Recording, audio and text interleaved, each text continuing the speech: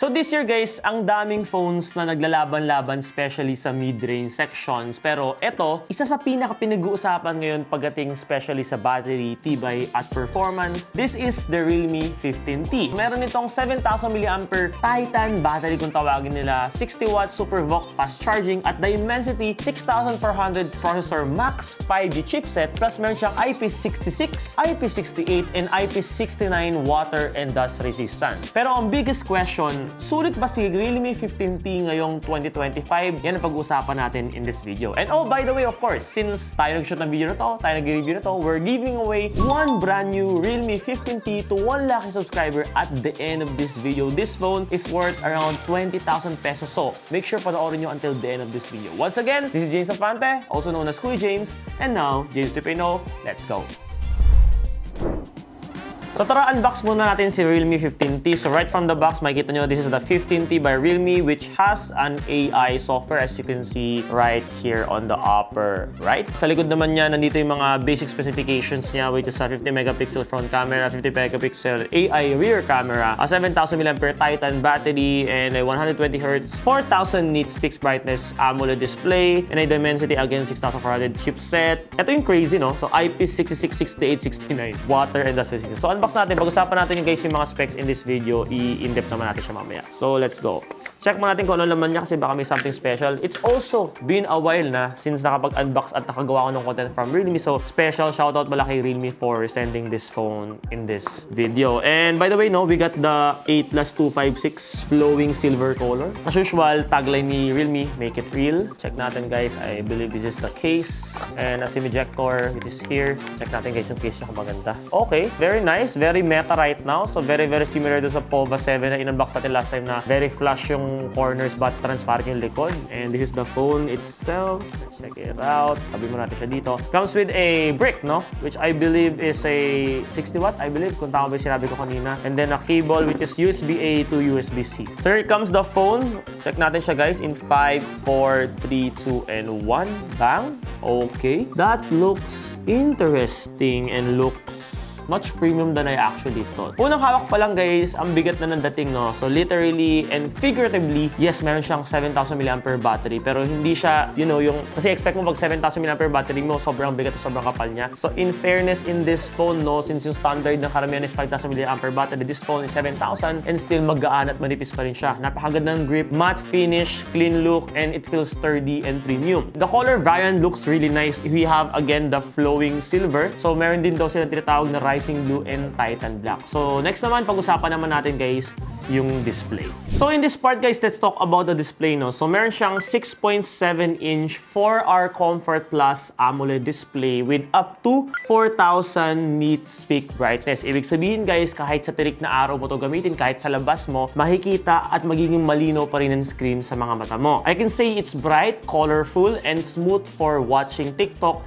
YouTube, or even gaming. And para sa presyo niya, this is easily one of the best and brightest, clearest screens sa mid-range level sa mga smartphones right now in the market. So under the hood guys, naka MediaTek Dimensity 6400 Max 5G chip na siya, no? Which is a 6nm chipset processing yon. So ito yung same family guys ng mga chip na kayang sabayan yung mga daily multitasking, for example, even mag-ML, CODM, and even mag-content creation ka if you're a content creator. For the PH variant, they released two versions, no? 8+256 which is priced at SRP of 16,999 pesos and a 12+512 which is priced at 19,999 pesos. So you're getting a flagship level storage sa mid-range price, no? At dahil 5G ready nito, pwede mo rin to for uploads, live streams, and even for online work. Itong part naman to, pag-usapan naman natin yung battery niya. Ito actually yung pinaka-selling point ng Realme 15T. The 7,000 mAh, what they call Titan battery, no? So isipin mo 2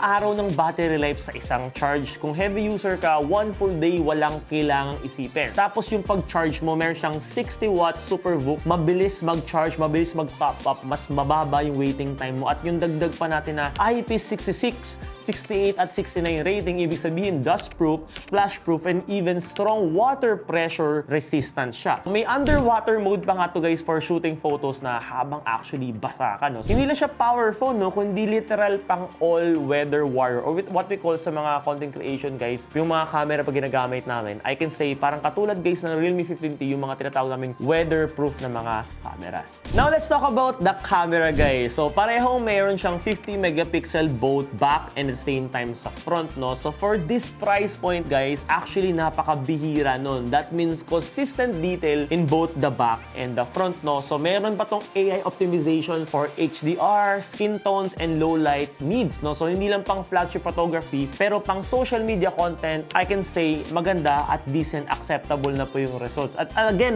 meron din tinatawag nating underwater mode, so pwede kang mag-vlog or mag-selfie habang nasa ilalim ng tubig, which is hindi ko siya nire-recommend especially for phones, but again, kung sakaling gusto mo siya subukan, sinasabi nila meron siyang ganon. Before we go to the next segment, gusto ko lang ipakita, napansin na this phone actually guys, kamukha niya po guys yung 16 Pro Max, like literally. So let's be honest, in the 15,000 pesos to 20,000 pesos price range, actually maraming competitor guys ang Realme 15T. Dito na yung pumapasok yung Samsung A25 or yung Redmi Note 14 or even yung Infinix Note 40 Pro at marami pang iba. Pero pag-usapan lang muna natin guys itong tatlong cellphone na to. Ano ba yung laban ng Realme 15T guys versus these three phones? So I can say number one, the battery life, no? 7,000 mAh battery, which is very gigantic versus the 5,000 mAh battery guys sa karamihan guys ng cellphone at this current price range. Second is the charging speed at 60 watts, no? Versus 25 to 45 watts sa ibang brand at this current price range as well. Next is brightness, no? So alam naman natin right now, even like the iPhone increased their brightness, sa Tecno at the same time, grabe. This one lumalaban siya, no? 4,000 nits, no? Versus sa mga ibang brands around this price na 2,000 to 3,000 lang. And honestly, nung sinubukan ko yung brightness talaga nito, even here at the studio guys na marami akong ilaw, talagang medyo nakakasilaw talaga siya. And honestly, I don't think na kailangan mong masagad yung 4,000 nits, but in case kailangan mo talaga siya, like sobrang trick talaga araw, meron si Realme 15T nun. Next is durability, no? Meron siyang IP69 rating, which is again very rare sa mga mid-range phones. And next is Next AI. Next AI, ito ay isang legit smart system that will make your life easier, especially guys in photos you need editing or mga capture na kailangan mo. Automatically niyang i-improve guys yung photos na kailangan mo. So kaya kung gusto mo ng long-lasting phone na matibay, mabilis, at the same time smart enough, I can say the Realme 15T is worth checking out.